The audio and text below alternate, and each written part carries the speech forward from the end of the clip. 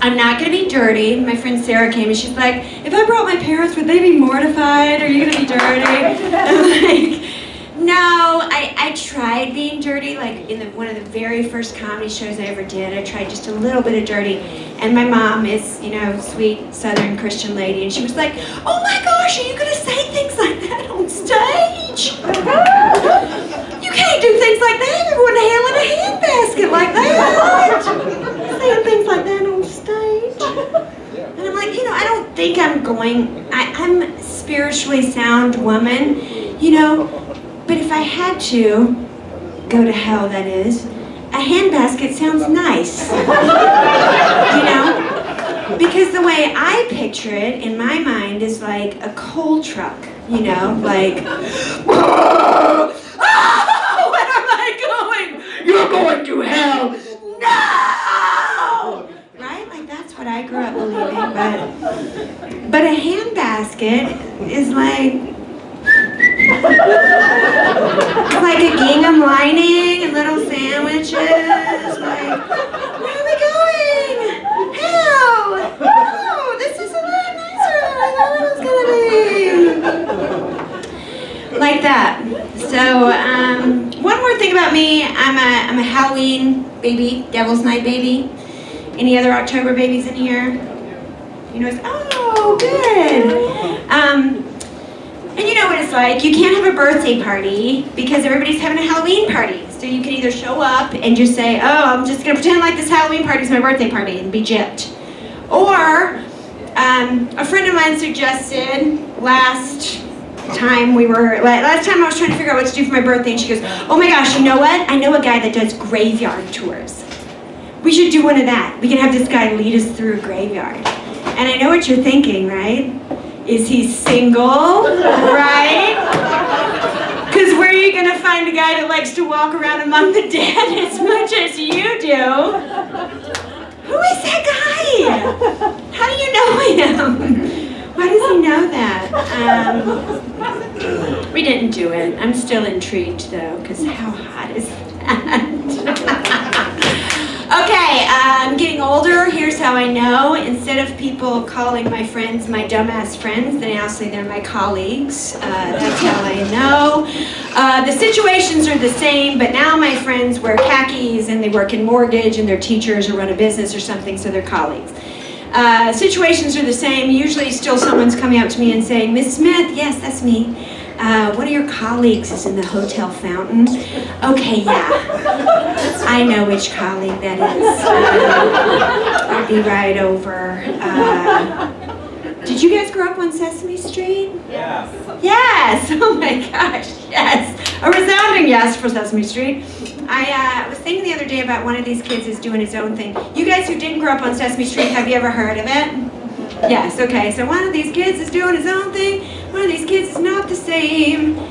Can you tell me which kid is doing his own thing? Come on, before my song is done.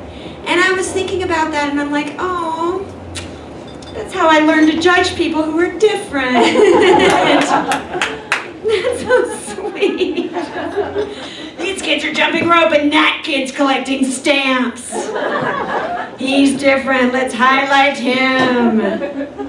Another way I know that I'm getting older is I get worried that I don't understand what the young kids are talking about a little too much. I get concerned and I overreact, right? Because that's my New Year's resolution. Other day I heard a song and it was, I never made a promise I can't keep, but because it was noisy in my car, I heard, I never had a prosthetic monkey. I thought it said prosthetic monkey. I thought it said prosthetic monkey, and it was on a popular radio station, so I'm like, oh my God, what is that? Should I know about that? Is that something sexual? Is that a drug? What is that? Is that a thing kids do? Like the dab? I don't understand that still. Prosthetic monkey, I Googled it, I got weird things. And then a couple days later I heard the song and I was like, oh, okay, yeah, it's promise I can't keep is what it is. That's it. I've also learned like where my freakiness line is now that I'm older. Like, you want to think you're cool when you're getting older, but still kind of freaky, right? But I was at this party and I realized where my line of freakiness is. I'm like, oh, okay, since psychedelics, okay, yeah. So that's a mind-opening thing, sure. People are on psychedelics, I like that, fine. Okay, so people are in costumes. It's the middle of winter. So people are covered in fur, wearing wings or whatever. I'm down. Let's do it. And then I'm like, oh, okay, there's a naked pile of strangers. Okay, well, you know what? I think there's my line.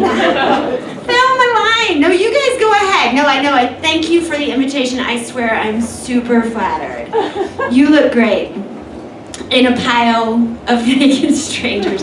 And my hoodie's back there. Could one of you guys just throw me the hoodie from the naked pile? You can't get, don't worry about it. Don't even worry about it. You want me to hand you this? Is this something you put on your body or something you eat both? Fine, whatever. I'm just gonna toss it in. That's fine. You can't, don't even worry about the hoodie. I'm just gonna go on and, if I ordered wings, would you guys, nobody? Okay, that's fine. The naked stranger pile is where I draw the line, that's all I'm saying. I don't know what certain things are now. Technology's getting ahead of me, and did you ever hear things about technology and you're just like, I don't even need to learn that. I can't even get there. Some friends of mine work in cloud services.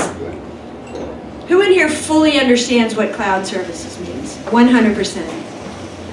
No one. No one. And a ton of people work in cloud services, right? It's a job. You see it on LinkedIn, you see it on Indeed. It's a job, cloud services. I like to think it's services for clouds. Like clouds would be your clientele. Cloud services. Hi, yeah, I speak cloud. Are you a Stratus or a Nimbus?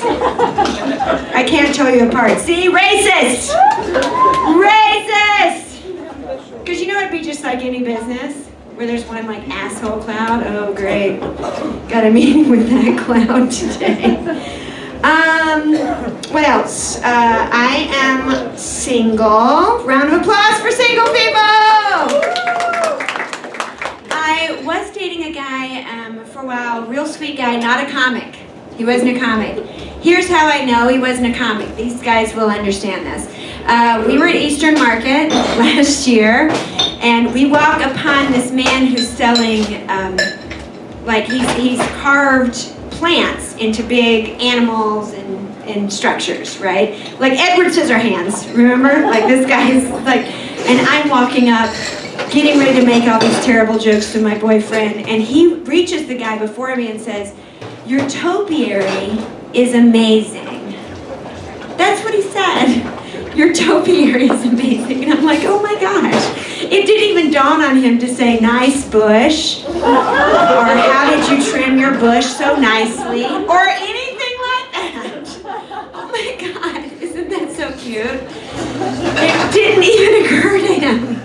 He's not a comic. Comics would do that. But I do think, like, I don't understand some of the women that I'm around these days. Like, I just understand that I'm a little older, and sometimes I feel like the wisdom that I have now, I really appreciate it. I was standing behind these two girls in Ann Arbor, these two like 20-somethings, and I overheard them saying, I don't think we should hang out with Stephanie anymore. She's a little bitchy. And I'm like, oh, excuse me. I'm sorry, I don't mean to insert myself here, but a little older. Little bitchy is perfect, okay? I think you need to understand this. Like, what you want to watch out for are the extremes, right? You don't want like the doing coke off the steering wheel, rage texting in the middle of the night, setting her boyfriend's houseplants on fire, and you don't want the woman who never misses her skincare routine and won't eat anything that's got fat or sugar or anything. And like, that's what you, but a little bitchy, that's your girl, okay? Get back in there with Stephanie. Give her another chance. That was free. That was free. And I also overheard these young girls saying, like, I don't think you should hang out with the guy. He treats girls like dogs. And I'm thinking about my ex-boyfriend, and I'm like, that sounds awesome, actually. Treats and snuggles all day. I've got the house to myself, don't have to work. And if we're taking a walk and I want to poop outside, he's going to put it in a bag and tell me I did a really good job.